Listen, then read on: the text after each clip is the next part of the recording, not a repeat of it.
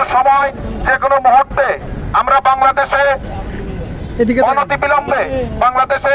অনতিবিলম্বে রাজপথে বিক্ষোভ মিছিল শুরু করে দিব এবং সারা ঢাকা শহর নয়, শুধু ঢাকা শহর নয়, সারা বাংলাদেশ আমরা অচল করে দিব।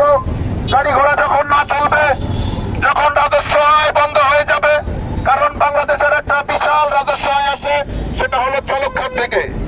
চালকরা যদি আজকে বা যে কোনো সময় গাড়ি চালানো বন্ধ করে দেয়, তাহলে বাংলাদেশের একটা ধস নেমে যাবে, বাংলাদেশের একটা রাজস্ব আয় বন্ধ হয়ে যাবে।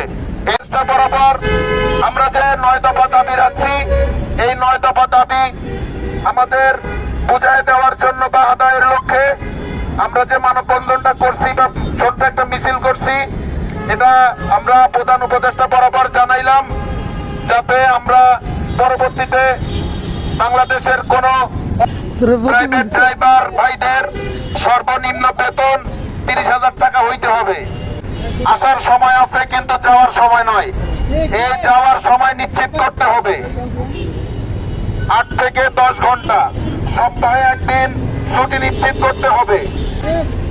মাসিক মালিকপক্ষ চালককে চাকরি থেকে বরখাস্ত করিতে হইলে 1 মাস পূর্বে জানাইতে হইবে।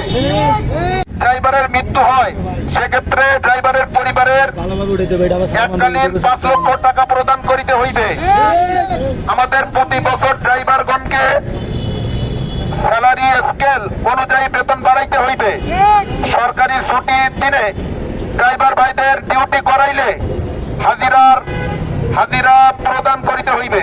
প্রধান উপদেষ্টা বরাবর দাখিল করিলাম, যাতে আমাদের এই দাবিগুলো যথাযথ অবস্থায় পালন করা হয় এবং আমাদের দাবিগুলো বুঝাই দেওয়া হয়। আর একটা কথা যেটা না বললেই নয়, আমাদের এই